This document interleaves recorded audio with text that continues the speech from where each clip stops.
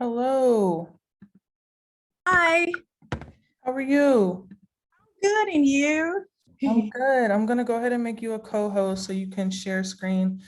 Please forgive my Zoom background. I'm still I had a panel yesterday that it's still up. Um, but hi, Nid. Hi, I'm looking forward to this. Hi, Dr. Washington. How are you? I'm doing very well. How are you? I'm good. Good to hear that. So just as an introduction for the students that are trickling in, this is CSC 500 or the CDM Research Colloquium. I am Christina Harrington. I'll be your instructor for the quarter. And this is our first speaker for the quarter. I think we have a really amazing lineup. And I'm really excited about the speakers that we have. I will give Dr. Washington's introduction in just a minute. I'm going to give folks a little bit of time to trickle in. And I see I just had a student to email me what the Zoom link is. And I'm gonna.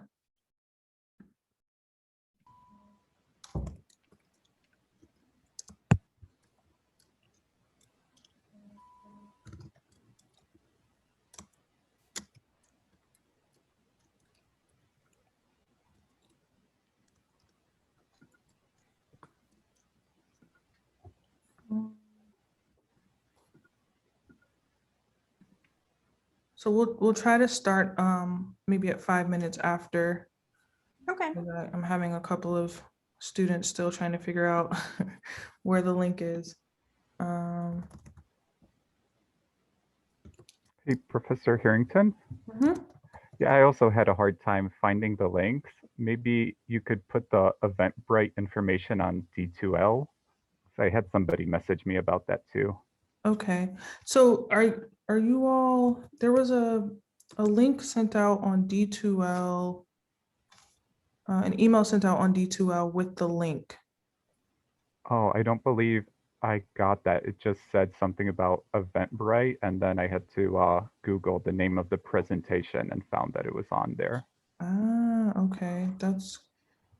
Yeah, I think I received the email, including the Zoom link and the introduction about this presentation, but it was sent out like a few days ago. So I took some time to look for the email. So I think that may be the issue others are coming into.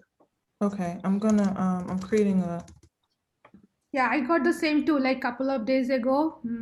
Professor Harrington, you sent it to us. I am in the CSC 500 class. Okay, yeah, so that's where I sent it out to all of the students and then, okay. I just put it on D2L in an announcement as well, so hopefully folks can find it there if they don't see the email that I sent out. Is it going to be the same Zoom link every week? Same Zoom link every week. I think they're going to create different Eventbrites for the public because of, naming the different event or the different speakers and the different talks. But for the purposes of our course, it will be the same Zoom link every week. And I've put that on D2L as an announcement. So hopefully folks can find it.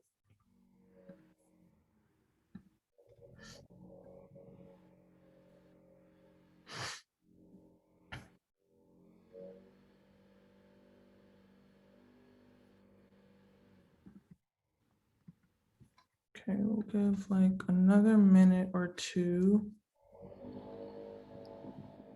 And as we're giving people one more minute to kind of float in, the format of this will be, I'll give an introduction for Dr. Washington this week and each week the different speakers. We will give them time to give their talk. Feel free to either write down questions, put them in the chat.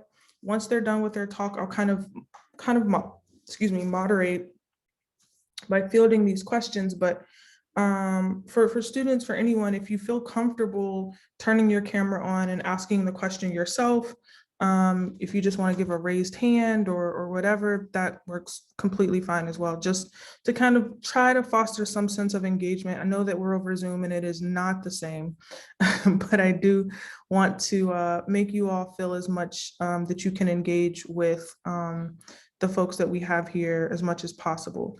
So I'm going to go ahead, it's 1:05. I'm going to go ahead and introduce Dr. Gloria Washington. So Dr. Gloria Washington is an assistant professor at Howard University in computer science. At Howard, she runs the Effective Biometrics Lab and performs research on effective computing, computer science, education, and biometrics.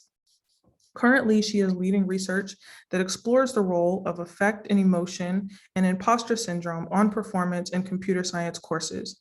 Additionally, she is exploring the link between technology, mental health, and Black women's hair texture.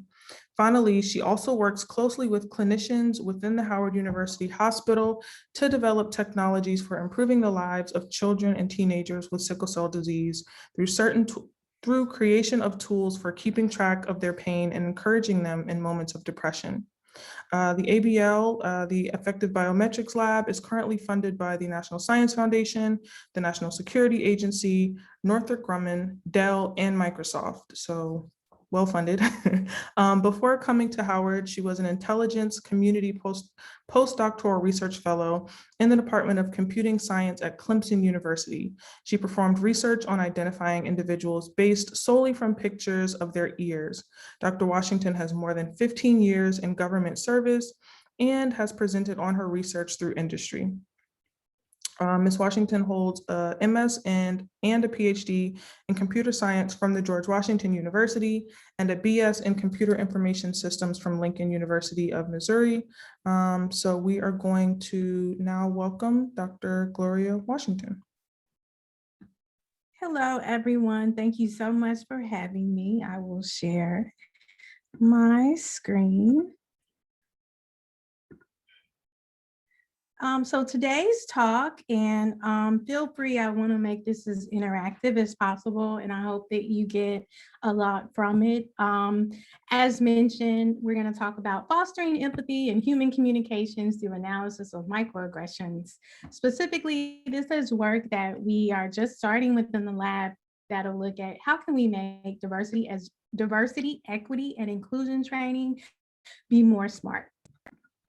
So as mentioned, I went to a small HBCU in Lincoln, or in Jefferson City, Missouri, which is, I'm from Missouri, but I want to note that in my experiences, as I'm going about talking about everything that I've been through, that they have helped me in coming to Howard University and helping my students navigate just tech, working in tech, being a researcher in tech, and then also doing undergraduate mentorship. So one of the things I'm happy to report is I just received the undergraduate mentorship award, and within my lab, we have close to 15 undergraduate students. One of my previous students just won the National Science Foundation Graduate Research Fellowship. So we were happy about that, and they'll be transitioning to UC Irvine. That was Candace Williams. But my personal philosophy is that why I got into this field and why I like what I'm doing is that I want to help Black women get PhDs in computer science. And I love undergraduate research. Is that a crime? Okay.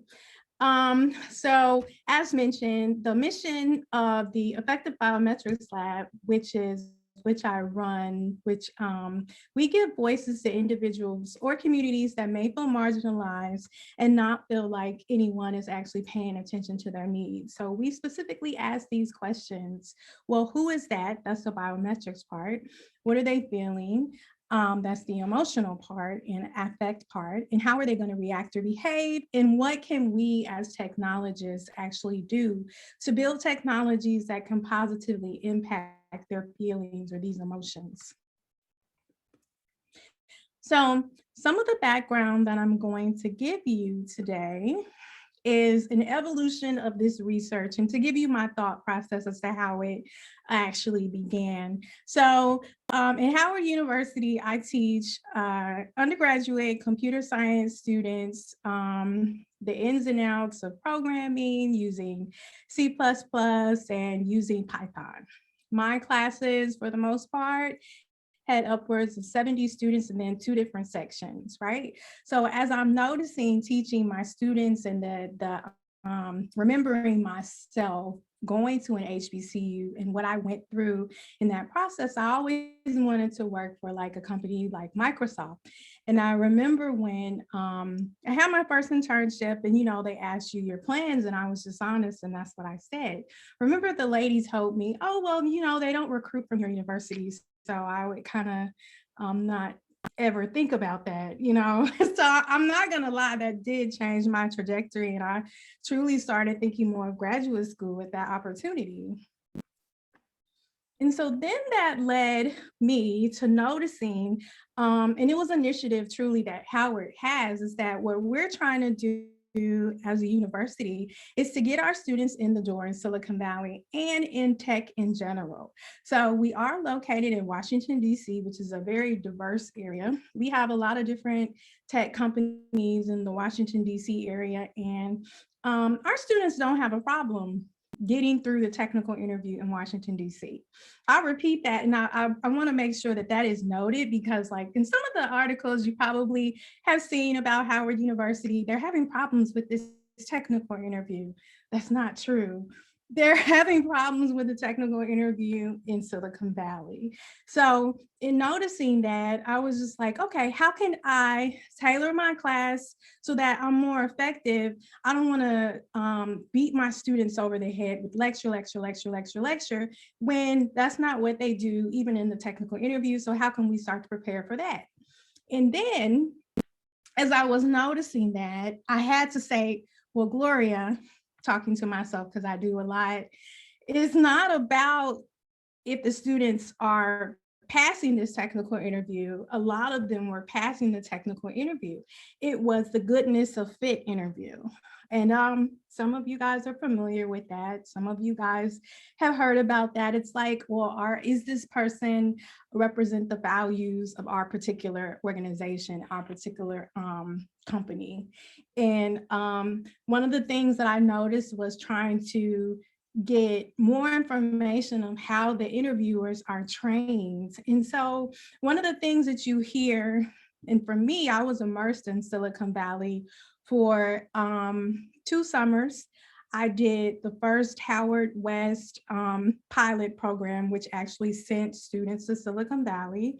And then as part of that, we taught alongside Googlers and actually implemented some strategies that we actually worked out together. So in finding out that information, like, well, how are these people trained?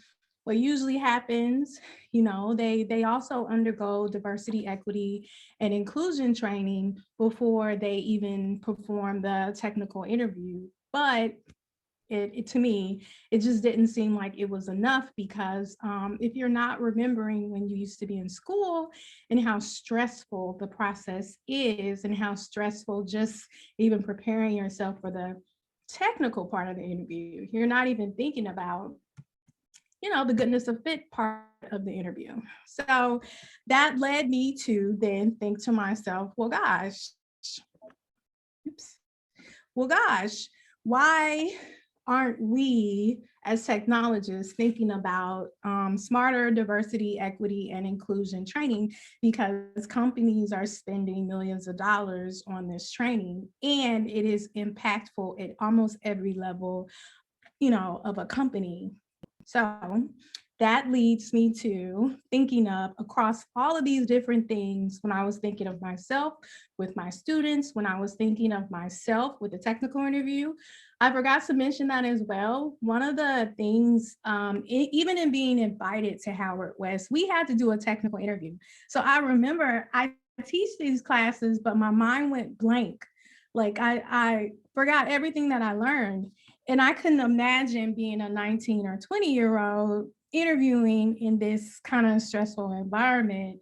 And so I'm like, in all of these stages, to me, it seemed the thing that was missing was like an understanding between each other, and remembering, of course, when you are a student, when you were doing your technical interview, and when you're within diversity, equity, inclusion training, you're mainly trying to get past it. But the missing part is like empathy, of putting yourself in the shoes of that individual person. And that goes both ways, not only with like different kinds of people. So that leads me to some definitions. And so for me, the thing that I was most concerned about was like, well, what do you do in these diversity, equity, inclusion trainings? I've been in corporate America, and I remember we sometimes would have to do an in-person training that lasted like half a day, where we would engage in these activities. So that was to me, it was good, you know, because I like talking to people and understanding them. But other people hated that. And sometimes you'll get a reminder on your computer to complete some computer-based diversity, equity, inclusion training. So diversity is the representation of a range of traits and experiences in a company's workforce. This usually includes a magnitude of things, but for the most part, when they think about it, they're thinking of, well, how can everyone be included? Gender, race, ethnicity, physical ability, religion, age, and then also social and economic status. And then inclusion is the degree to which employees feel valued, respected, accepted, and encouraged to fully participate in the organization. And I will say that some companies only do D&I training, right? And so now one of the newer things that companies are starting to do is promote equity. So now they've updated these statements to be diversity, inclusion, and equity, or diversity, equity, inclusion. So within this, equity is promoting justice, impartiality, and fairness within the procedures, processes, and distribution of resources by institutions, organizations, or systems. So specifically, this training tries to truly get everyone from a base level, from all the way from like the food server, maybe in the cafeteria, to all the way the CEO, to understand each other so that they can be more productive. So in order to do that, one of the base things that they teach in DEI training was microaggressions. And so when I was also looking into the technical interview, I interviewed my students first. And some of the things that they said were, the technical interviewers said microaggressions to them either at certain parts of the technical interview. So, and then also when you start to talk to some of the people within a company, they also talk about with implicit bias and unconscious bias, which goes all into that DEI training, that they, were experiencing microaggressions on a normal basis in their workforce that no one talked about. So at a base level, I said, well, okay, well, let me begin with microaggressions. So what are microaggressions? And this word is a buzzword right now. So microaggressions are these verbal and sometimes nonverbal insults, they're slights or gestures that may occur between individuals, groups, races, cultures, or genders. A victim of microaggressions may be insulted or slighted by one or several microaggressions according to their identity. Intersectionality refers to an analytical framework for understanding how aspects of a person's social and political identities combine to create different models of discrimination and privilege. So the reason why this is important is because thinking of myself and looking at some of the microaggression examples that I have on the right-hand side is that I get a lot of, oh, where are you from? Right. And that also comes from people within my culture, people within my race as well. Your hair is so pretty. And when I was within corporate America, and actually still to this day, people still tell me you are so articulate. I did have a person tell me, do I speak English? So could be easily offended by many of these, according to intersectionality, being a Black woman, not being overly represented in the tech field, not even being overly represented at my university. I am the only Black woman in computer science at Howard University, which people probably think, oh, it's a HBCU, you would think that you would have more. No, unfortunately, it still is a male-dominated field even there, and it's really hard to even get a Black woman to interview at Howard Computer Science. So anyway, I say that to say, anyone can be offended or be slighted by these microaggressions in many different ways. So microaggressions are so important that universities have started to implement guidelines in relation to how professors deal with their students. And this is important because on a base level of showing you guys that whole University of California system has implemented a microaggression guidelines, there are certain things within a classroom that cannot lead to a healthy student's matriculation within the university. So we think of things like an alien in one's own land. And an example is when an Asian American, African American, Latino, anyone who looks different or is perceived to be different or named differently from the dominant culture, which in this standpoint is usually white, are assumed to be foreign born. And so always the examples are, where are you really from? I hear that a lot. What are you? You're so interesting looking, or assuming that you don't speak English before talking with you, mispronunciation of your name, stuff like that. The message that was being communicated in those examples were that you're not a true American, you are a perpetual foreigner in your own country, and so on and so forth. So the next one is ascription of intelligence. This is assigning intelligence to a particular race or person of color or a woman based on his or her race or gender. So I have gotten the famous "you are credit to your race and they should be so proud" kind of thing. And then there are ones that Asians may hear a lot. You must be good in math. Can you help me with this problem? I also got the following a lot when I would interview. I would have never guessed you were a scientist. You're a scientist. You can't be a computer scientist. But anyway, so some of the messages communicated through that is that people of color are generally not as intelligent as whites, and that all Asians are intelligent and good at math and science, and that women who have these strong math skills are rare and unusual and are like a unicorn.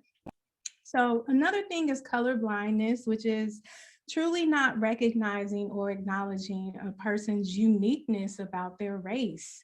So some certain things could be, when I look at you, you know, I don't see color, or we all bleed red, you know, color doesn't matter, or race doesn't matter, and there is only one race, the human race. And the famous "America is a melting pot, I don't believe in race." Specifically, these examples are denying a person's uniqueness and the credibility of actually belonging to that race, and that we must, as people who are different, assimilate to a dominant culture. And what this does is deny the significance of a person's color, racial, ethnic experience, and history.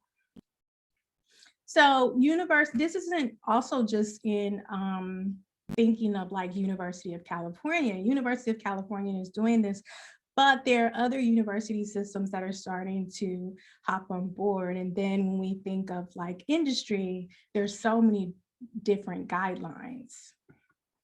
So as long as we have a microaggression movement, if there is one, which is good. But then there's also been an anti-microaggression movement, which has, I guess it would say, would start to slow things down just a little bit in how far we get and progress as a country or a society. So actually, one of the things that impacted my research, and this impacted me personally, was in 2019, President Trump banned racial sensitivity training in September of 2019. So I think I applied for something and I was actually denied because government employees within that time could not participate in any sort of research that had connections to critical race theory.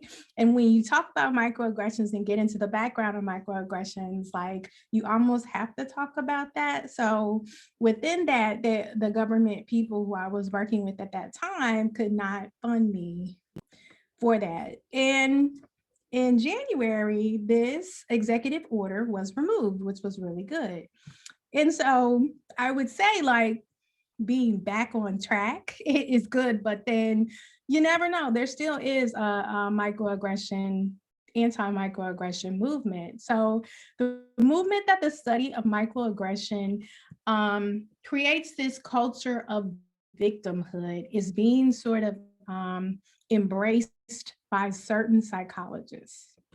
And so specific example is Dr. Scott Lilienfeld wrote several publications questioning the validity of microaggressions according to believing that the convergent sources of evidence are non-existent, meaning that in order to actually have this theory of microaggressions, you need to have both the speaker and the receiver of a microaggression acknowledge it. So there is little evidence out there where a person who is a speaker or the aggressor in this certain instance admits that they actually have microaggressed the person. So yeah. And then distinguish between the perceived and the perceiver to help identify individuals with a personality to perceive aggressive intent in response to ambiguous stimuli. So basically what this was trying to say is that there's so much subjectivity in microaggression research that anything could be perceived to be a microaggression if the person, you know, sometimes just doesn't like that person or just is very sensitive. And also, there is no human response evidence. Basically, this just says that the degree to which people's reactions to microaggressions has not really been studied, where you'll have a person who has been microaggressed, and then you'll have a person, the victim, right? And then you'll have the person who might have said it. But if you don't have any physiological information or identifying information related with that whole human response communication, then the evidence is faulty. So that is a more anti-microaggression movement that is sort of taken off. And I think that article was published in 2019. So a lot of people now are either disregarding what Lilienfeld said or are saying specifically that the country as a whole and this study of microaggressions is not a valid field. So some related studies that I went into when actually thinking of this area were understanding how microaggressions have been studied in social media data so that I can begin to understand how to use them as a computer scientist. So research into AI has actually been built in 2017. There's also a data set as it relates to hate speech and online abusive speech detection in Twitter and social media data, like Facebook statuses and stuff like that. Brett Feller in 2019 actually looked at microaggressions in social media data. The social media data for that actual paper is open to the scientific community. I think that you look at tweets, they also look at Facebook statuses as well. Ali et al. In 2020 talks about, this was just a position paper, which you can tell that he or she is going to start to look at microaggression technology for potential use in cybersecurity platforms. And they did a case study at the end of it of how people can bully each other either on social media or within internet platforms using microaggression. So from the standpoint of cybersecurity, you would want to start to address microaggressions in a closed format like that, which I thought this paper was very interesting. So I am also developing a data set as well. Actually, the data set exists now. The only thing, it will be releasable to the public in, I would probably say August 2021. We're cleaning up a lot of the elements of it. But this data set is a microaggression data set. It is very different from some of the others because it looks at pop culture examples. And it also presents opportunities for exploration of the effective use of artificial intelligence using this data set. And we just had a paper published at the Effective Computing, not ACII, Effective Computing Workshop. And this was in January 2021. So I could provide that paper, like if you guys want to look it up, but it talks about the data set, and I'm going to give an example of some of the actual examples taken from the data set. So what is ABL-Micro? Leading me to that. It's a data set of more than 30,000 examples of microaggressions that were taken from pop culture. And art imitates life and life imitates art. So a lot of these shows, which you can definitely identify with, and yes, they provide us laughs and everything like that. But microaggressions, maybe to a certain extreme, are like overrepresented in them, which is great for us because you can utilize those examples to be able to build a data set from. So videos were watched, and we had annotators that were master's students from both psychology, but then also computer science students, undergraduate students as well, who were trained on what is a microaggression, how do you identify it, what are the different types, what are examples of racial and gendered microaggressions.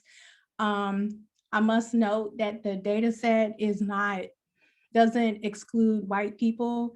I think I got a question like that previously where someone had mentioned, does it exclude white people? You're not looking at white people microaggressions. And I did, actually, we found 2 different examples of those. So I just want to note that. And then also contextual information was captured by annotators, which looks at, we captured the race, the gender, the context, like was it a setting where they were just sitting around kind of thing, talking about something. We have several examples from the office where it's like an implicit, unconscious, multicultural diversity training or whatever. And American television shows include actors, and the microaggressions spoken are extraordinary. However, I do believe that they can be utilized at least to provide training for artificial intelligence. And so I'm going to go through an example. Okay, so just to give you an idea, and this was actually, I put this video together. It is several different examples of a microaggression that I concatenated in one video so that I wouldn't have to click, stop, share, click, stop, share. Anyway, you know, being in Zoom, you have to think of some things. But so when looking at the top table from our data set, like we did the episode number, the season, yeah. The actual season 1, episode 13, the official name of it, which a lot of these shows, the actual scripts are online. So what we did was have the student or the master student find the script, also find it on YouTube, find an example of wherever you can find it through video, and note what's going on. So in this example, you'll be able to see it is 37 seconds, but it's examples of at least 3. And I am sorry if you will be offended. Remember, All in the Family was from 1980, and please forgive me. It's just stupid, Jefferson. Besides, getting elected, there's more to that than just being smart. There is, huh? Then how come we don't have a black president? I mean, some of our black people are just as dumb as Nixon. We got a black president, Jefferson, because God ain't ready for that yet. That's right. God's got to try it out first by making a black pope, which he ain't done yet. Is that all you can talk about? Whether a black man or a white man should be president? Well, what do you want to talk about, little girl? How about a woman president? Oh, holy cow.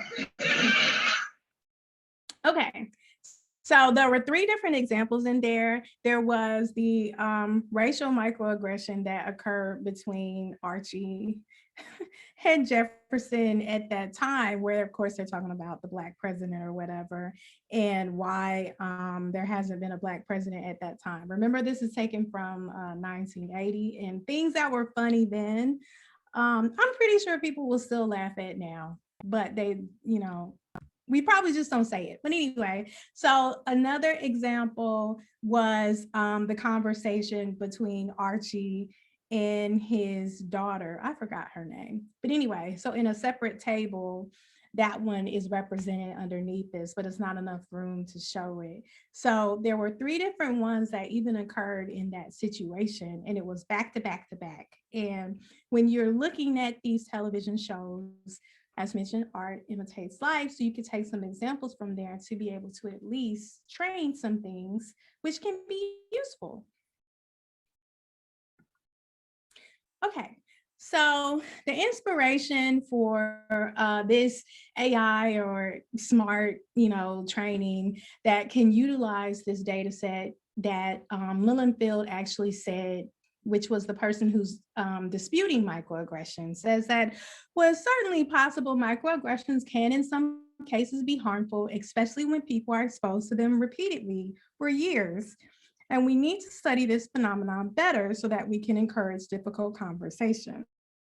So it's interesting in this context, and this is from an article I think that he got a lot of publicity or whatever off of in 2017 that questions why microaggression research is even studied. So he believes that it is something that we should begin to think about, but you need more evidence. So that led me to the inspiration to even begin to study this area and to provide examples of them. So how can we begin these difficult conversations? Well, the difficult conversations can begin through non-AI approaches. So just because you have smart diversity, equity, and inclusion training, you can start out through non-AI approaches.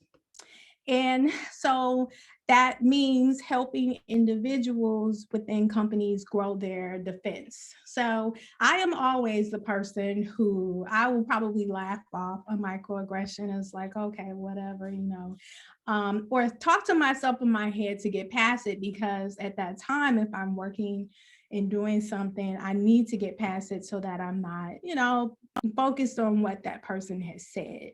However, we do need to, in certain contexts, allow an individual to call it out, and they should feel safe.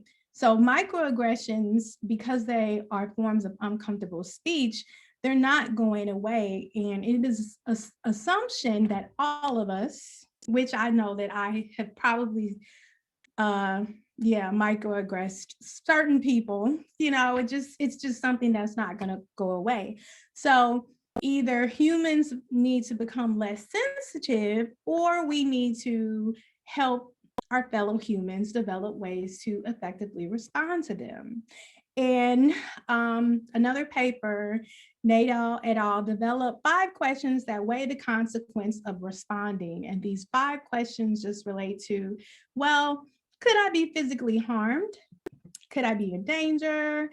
If I respond, will the person become defensive, and will this lead to an argument? If I respond, how will this affect my relationship with this person, coworker, family, whatever? If I don't respond, will I regret not saying something? If I don't respond, does that convey that I accept the behavior or statement? And I can honestly say for myself, I go through all of these 5 questions in my head, and I usually don't say anything, because in particular environments, I feel like, is it worth me saying something and possibly losing the opportunity to collaborate with this individual because of this, or lose this opportunity for funding? Unfortunately, it almost boils down to that. But we should encourage people to respond in good ways. So how we can do that is, the first step is to provide these examples that we've shown, with like the example of Archie Bunker. Like if you had to respond to Archie Bunker and what he said about being a Black president, how would you respond to that kind of person? So sometimes these microaggressions, as mentioned, they begin as jokes. So what we can start to do with either say, well, what makes it funny? And everything is about context at the time, but it doesn't make it right. So like in the case of Archie Bunker, that was, I think, 1980, and it was a different time. People were allowed to say any and everything to certain individuals in society, and it was funny. But what makes the example an actual microaggression? What makes the other person uncomfortable? What makes them a victim? And I hate that word victim, but unfortunately a victim of microaggression. And have I unknowingly said something like this or this particular statement? So in this instance, just from listening to these examples, we can foster empathy with persons that might have experienced some of these funny things and never acknowledged it. Or we can say, I said that. I didn't even realize, that was this, and I take full responsibility for that. And you can also, if you're the person who's experienced a lot and never said anything, you can start to develop these appropriate responses for building the human defense in a person. And it's not even just them being defensive, it's like addressing it so that the person can learn. So then there are AI approaches for enhancing this training, this DEI training that we go through. So this is a particular example of what we're thinking of doing this summer if we have enough time. So with COVID, it slowed down a lot of different things, but we're going to utilize existing microaggression model that we have developed, which looks at the audio segments that were taken from the data set. And then we're going to have a pilot where we can get the actual physiological response of what's going on with the human. So this can be heart rate variability, and then wearables that may have skin temperature.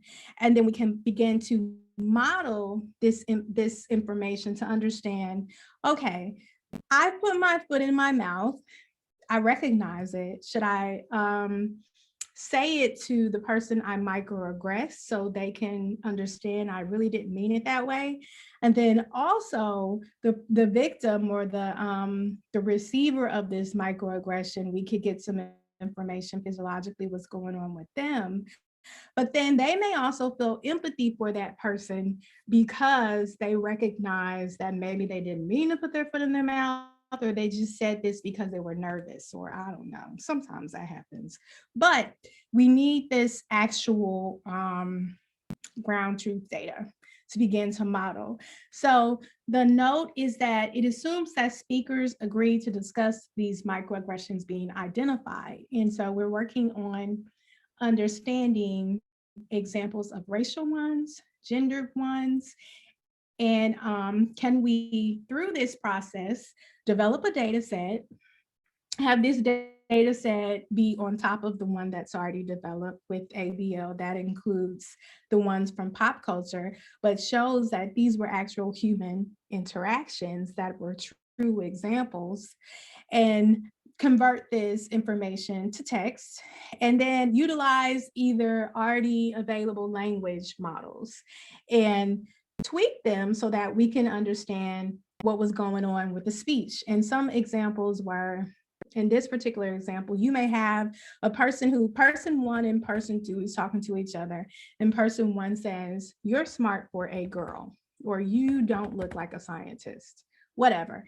But you can develop different examples of the BERT language model, which says that and provide intonation as to what they stress, to start to understand, well, when this person was talking, they stressed this, so maybe this is an example of a gender or racial microaggression.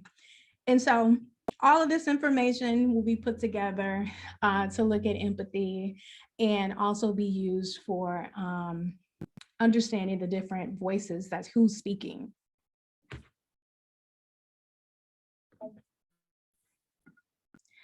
Current research along with that is, of course, we are wanting to add more pop culture examples, because almost every television show that comes out truly has these examples within them, because art imitates life, and life, you know, the people who are writing the scripts are you know, they're living every day. So we want to utilize support vector machines to begin to be able to model these. With support vector machines, the reason why we're starting out there is because if you only have as little as 500 examples from the ones that you have, we'll be able to model them more effectively.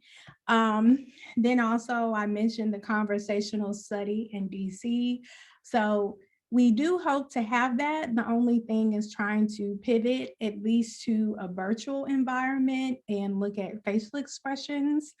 So with hot topics like, I don't know, a ban on racial sensitivity, the removal of the ban, the insurrection in Washington, D.C., and then free speech.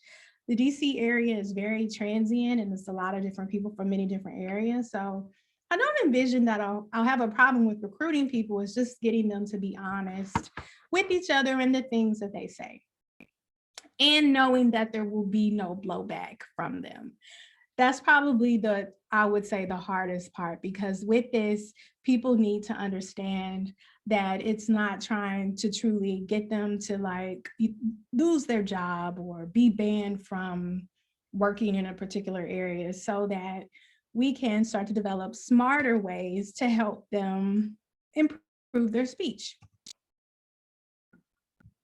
So I'll answer any questions that we have now, but right now, this is our website where most of the projects in our lab are listed. Again, Gloria Washington, and please send me an email if you're interested in anything that we talked about. Thank you so much, Gloria. Virtual round of applause. I really appreciated learning all about the work you're doing with microaggressions. So I wanted to open up, as I mentioned, for students in the class or just for folks attending, go ahead and throw questions into the chat. If you feel comfortable, you can turn on your speaker or your video to ask the question out loud. And I see a question hand raised from Brandon. Go ahead. Hello. I had a question. You may have addressed this already, and I may have misunderstood. But for the work that you were doing, where you were taking TV shows and finding microaggressions and then putting them in the database, was that done like with volunteers who had like a rubric for like? I know you established criteria for microaggression, but were they given like a rubric on what they should be looking for? And just out of curiosity, how long did something like that take? Yeah, so they were trained by, in this work, I should have put her name, Dr. Jason Mance. She is in our clinical psychology department at Howard. She does a lot of work on microaggressions. She trained our particular students, her master's students as well, on what is a microaggression, also an inter-rater reliability, that they had to follow the same procedures. I didn't mention that as well, but inter-rater reliability was 35%. Anything below that is still represented in the database. However, if a person wanted to utilize them, they would just know that these particular ones, the annotators did not agree on as much as some of the others. Then how long it was. So basically we started at the end of the end of April last year, right when pandemic and everything, I had a lot of students at that time because a lot of them lost their internship. So, it was like 6 of them working together on a daily basis all the way until the second week of August. And only reason we stopped because it's an insurmountable task. You can look at so many different pop culture examples. So we just stopped then because school was starting. Okay. Is it okay if I ask another question? Or you Yeah. want to throw it to someone else? Okay. Go ahead. So I was a little confused before on the discussion you were giving on the AI training where you had these modeled conversations between people. Was this like you would put people in these positions and they would be reading like scripts to each other and then monitoring how they react as they're reading the script? Or was there like, were you trying to capture more candid conversations between the two of them?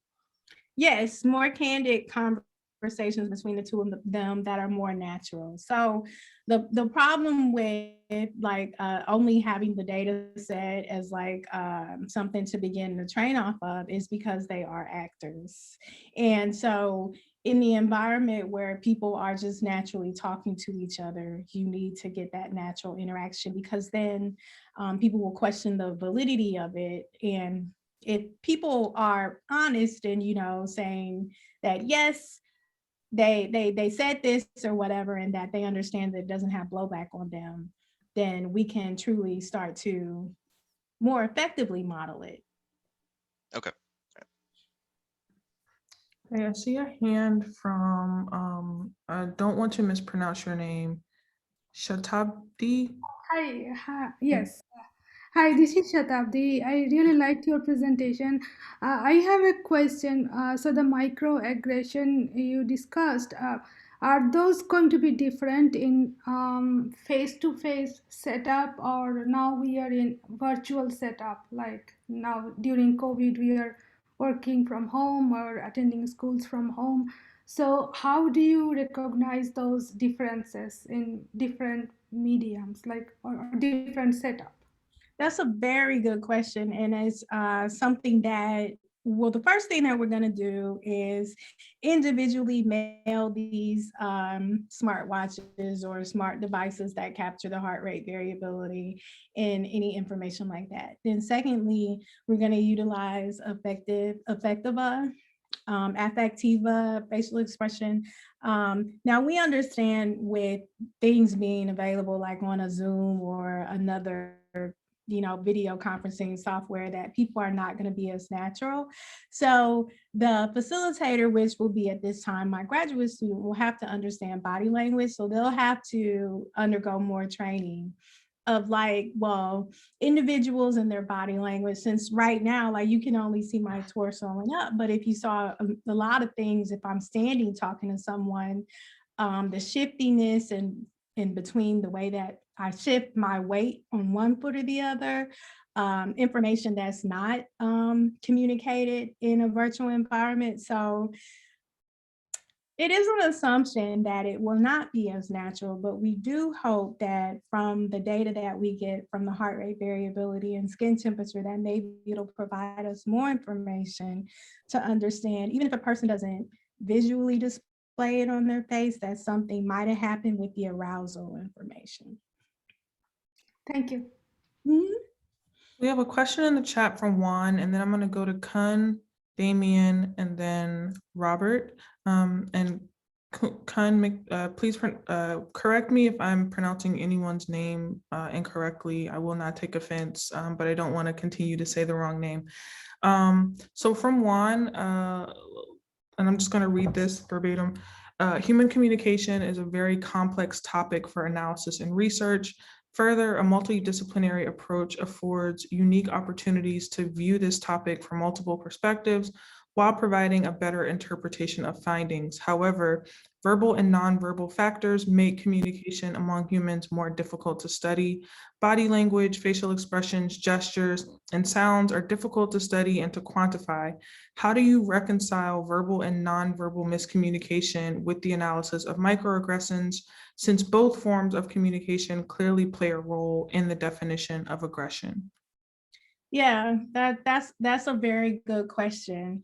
And it truly is having the ground truth data of a person who identifies that, yes, they had an intent and will acknowledge that they said that and that they, meant it. And meant it doesn't even have to be like a wrong kind of thinking. Like I can, accidentally say something. And if I recognize that I said it, yes, I said that.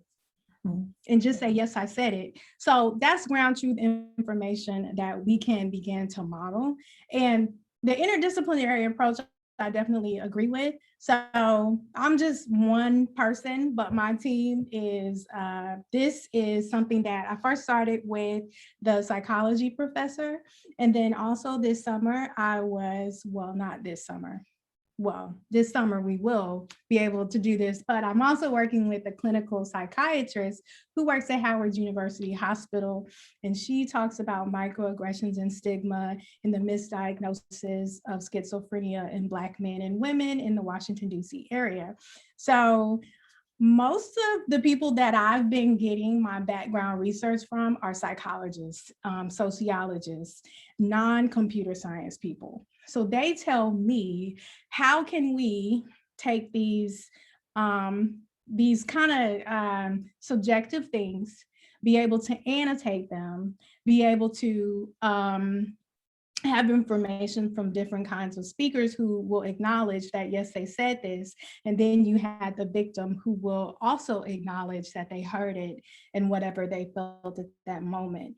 And then if you can also put that together with heart rate variability and skin temperature information, you should be able to have a first step. Now, this doesn't mean that this would be an end-to-end kind of thing and it would just be wonderful working on the first try. It's something that is multifaceted. It's something that needs a large data set even to begin to learn the many intricacies of intersectionality that goes about with different kinds of microaggressions. But it is a first step.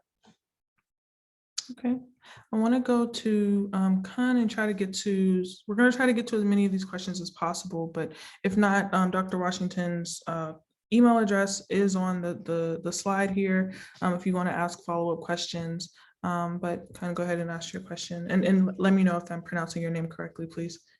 Perfectly correct. So don't worry. Okay, great. So yeah, thank you so much for the presentation. It's so interesting. And I want to step back a little bit, back to the data set you were creating for from the pop culture. Because I saw most of the examples you listed in the presentation are from old shows, like shows from 80s. But I feel like the culture is evolving, and there may be fewer microaggression in the current shows, and maybe the format of microaggression is different from old shows. So yeah, so what's your do you have some other types of shows you involved in your data set? Yeah, so I should have put more videos in there. So we started out with All in the Family, Golden Girls. So we have examples almost from each decade. 80s, 90s was Golden Girls. Then we went to The Office. Then we also had individuals watch Martin, which is early or late 90s, early 2000s. Then we also had people watch some of the later shows of The Office before The Office went off the air. So we almost have examples from almost every decade. And at least that'll give us more information of how microaggressions transition over time. Damien? Yeah, hi, thank you, Professor Washington. I was kind of wondering, why did you decide to look at pop culture through the lens of TV shows in particular, versus something like social media conversations? Because the first thing that came to my mind was, I guess, scripts where the characters like Archie or characters from The Office, they're designed to be kind of as these problematic characters, versus social media conversations, say on Twitter, are two people and their intent is a little bit more clear. Yeah, definitely. That's a great question. Well, and the question really stems around trying to one day take this to be used in natural language. Like social media sometimes isn't as representative of the way that I'm sorry, the way that people speak, or people can clean it up and edit things. And so we wanted like these natural kind of conversations, even though they are actors. And we understand that even though they're fake, they can be used as like a way to begin to start. But that is a really good question. Looking at the other research as well, they've used social media data, Facebook data as well.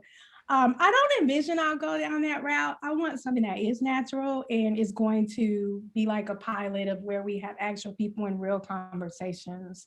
Because then if you can use this in implicit bias training, we can start to, you know, the 4 hours that you're usually included in that training, you're learning a lot, and at that time is wonderful and great. But when you go back to your desk, then you have to sort of where the rubber meets the road.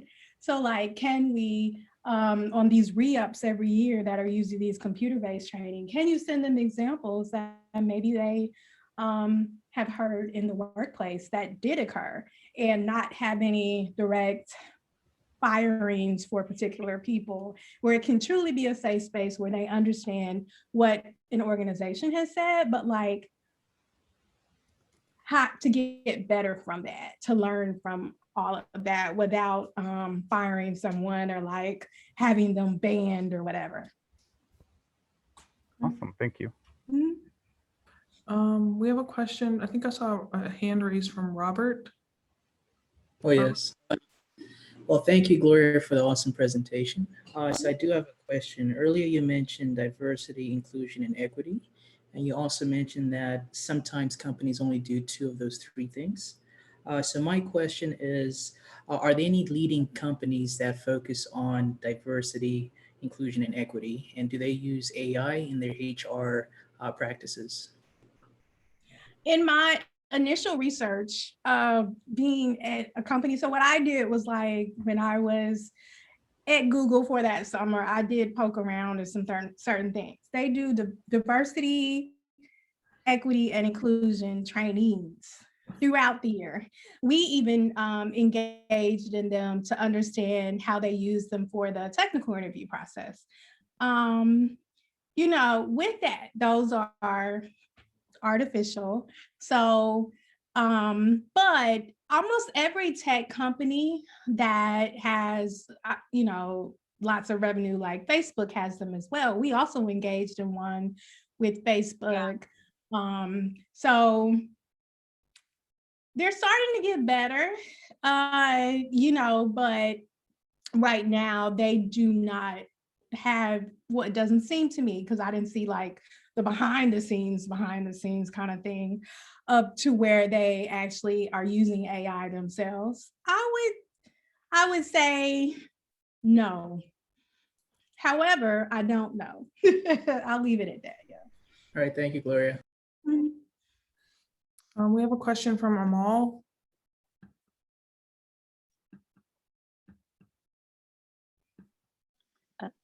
Yes.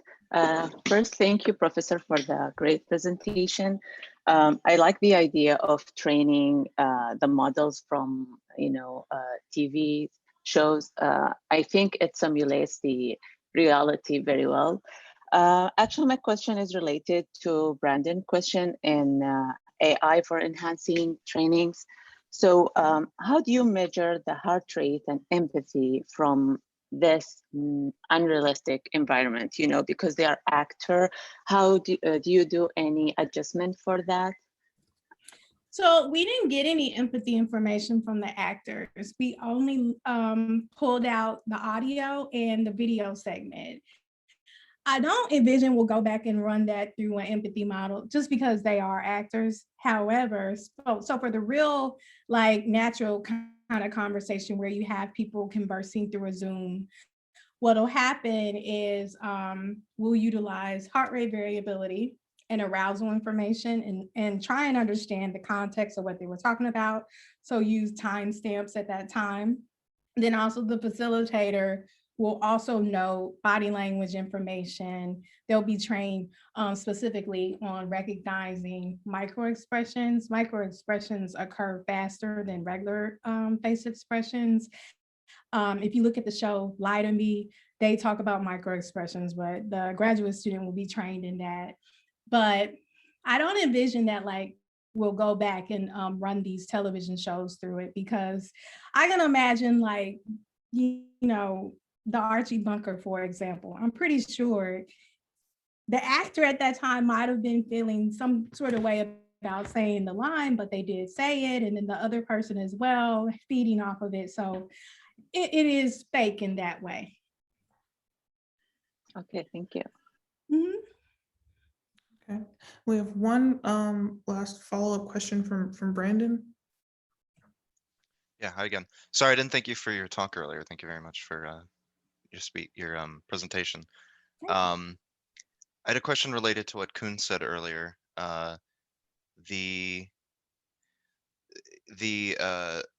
Do you find that there's like a different breakdown for how you need to measure microaggressions based on age, like that younger people might microaggress in a certain way, whereas older people might be more straightforward with their aggression? Well, I'll just answer that politically, like no, and let me tell you why. Yeah, living in DC and being here for the insurrection, a lot of people, at least me, I would have thought in my head, I was like, okay, so when that was happening, I thought it was a whole bunch of old people. However, when you look actually of the kind of people that were involved in that, it kind of let me know that there are just as many young people and people much younger than me. So I'm in my 40s, whatever. People, it was a range of people who were there. There were even, you know, many kind of people there. So like my assumption of even that kind of situation was wrong. So honestly, I would just say no. I think as a society, we like to think that, you know, younger generations may not hold some of the same beliefs, but I think that it carries throughout. And if you look at the average age of Silicon Valley, where I first started out in teaching my students, because this wasn't something that I was going to explore at all, but you look at the technical interviewers are in their 20s. Silicon Valley average age is what, 25? You're a fossil if you're 40, right? And they move you out. And I actually talked with someone who said that he felt ageism because he didn't know, you know, from the standpoint of if he could even progress even more. So the people who are going into these interviews, who are microaggressing some of my students, had just graduated and had just been in their particular, you know, they just were a student previously last year themselves. So I would like to think we're a society getting better, but I'll just say no. Okay, thank you. That's a research question that maybe we could begin to look at too. I'm biased. Sounds like there's another project in the making there. I want to thank you again, Gloria. This has been really, really great. Thank you for all the students that came from the Research Colloquium class, all the students from the college and the university, faculty and folks outside of DePaul. This is the kickoff for the spring quarter. Next week, we do have Dr. Julian Brinkley from Clemson University that will be giving a talk. So thank you all for coming, and see you all next week. Thank you for having me.